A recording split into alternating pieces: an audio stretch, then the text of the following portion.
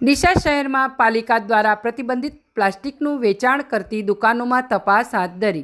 ડીસા શહેરમાં છેલ્લા કેટલાક સમયથી આજે ભારે વિવાદ બાદ પાલિકાની ટીમે ડીસાના ગાંધી ચોક વિસ્તાર સહિત અનેક જગ્યાએ પ્લાસ્ટિકની દુકાનોમાં ઓચિંતી તપાસ હાથ ધરવામાં આવી હતી। ડીસા શહેરમાં પ્લાસ્ટિકના વેચાણના કારણે ઠેર ઠેર કચરાના ઢગલાઓ જોવા મળી રહ્યા છે અને પર્યાવરણને મોટું નુકસાન પહોંચી રહ્યું છે। જ્યારે એક તરફ ડીસા શહેરમાં પાલિકા દ્વારા પ્લાસ્ટિક પ્રતિબંધની મોટા હોર્ડિંગ્સ લગાવી જાહેરાત કરવામાં આવે છે, ત્યારે બીજી તરફ ડીસા શહેરમાં ગાંધી ચોક વિસ્તારમાં આવેલ પ્લાસ્ટિકની દુકાનોમાં પ્રતિબંધિત પ્લાસ્ટિકનું ધૂમ વેચાણ જોવા મળી રહ્યું હતું। ત્યારે મીડિયાના અહેવાલ બાદ આજે ડીસા નગરપાલિકાના પ્રમુખ અને ચીફ ઓફિસરની સૂચનાથી ડીસા સેનિટેશન વિભાગની અલગ ટીમો બનાવી પ્લાસ્ટિકની દુકાનોમાં તપાસ હાથ ધરી પ્રતિબંધિત પ્લાસ્ટિકનો જથ્થો ઝડપી પાડ્યો હતો। જ્યારે નગરપાલિકાના સૂચનાની અવગણના કરવા બદલ પાલિકા દ્વારા દંડાત્મક કાર્યવાહી કરવામાં આવી હતી। ડીસાના ગાંધી ચોક વિસ્તારમાં પાલિકા દ્વારા પ્લાસ્ટિકની દુકાનોમાં ઓચિંતી તપાસ હાથ ધરાતા લોકોના ટોળેટોળા ઘટના સ્થળે ઉમટી પડ્યા હતા।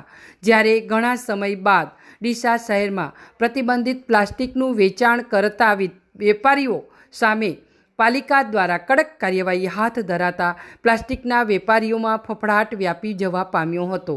ડીસા નગરપાલિકા દ્વારા શહેરમાં પર્યાવરણ બચાવવા માટે પ્રતિબંધિત પ્લાસ્ટિકનું વેચાણ કરતા વેપારીઓ સામે કડક કાર્યવાહી કરવામાં આવશે કે પછી 4 दिन की ચાંદની ફિર અંધેરી રાત જેવો ઘાટ ઘડાશે તે જોવાનું રહ્યું। અહેવાલ દીપક પઢિયાર, સ્ટ્રીટ ન્યૂઝ, બનાસકાંઠા। आज रोज ડીસા नगरपालिका સેનિટેશન શાખા દ્વારા સીઓસીની સૂચનાથી 120 માઇક્રોનથી નીચેના પ્લાસ્ટિકનો પ્રતિબંધ હોવાને કારણે બજારની અંદર ગાંધી ચોક વિસ્તારના અલગ પ્લાસ્ટિકના વિક્રેતાઓ પાસે આકસ્મિક વિઝિટ કરતા એમની જોડેથી પ્રતિબંધિત પ્લાસ્ટિક પકડવામાં આવેલ છે અને એમની જપ્તી કરી વધારામાં એમને દંડ પણ કરવામાં આવેલ છે। अच्छा, आज તમે આટલા દિવસ માઇક્રોનું આજે ધૂમ વેચાણ ચાલતું હતું, તો આજે અકસ્માતિક આવવાનું કારણ શું તમારે?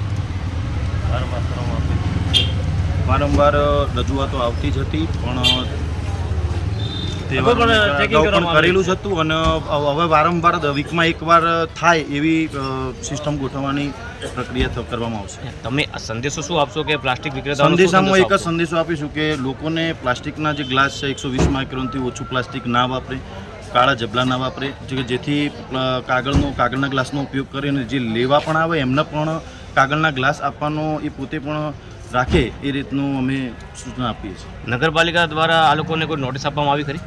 ના, નોટિસ આપવામાં નથી આપી। અગાઉ નોટિસ આપેલી? ના, નોટિસ આપવામાં નથી આવી।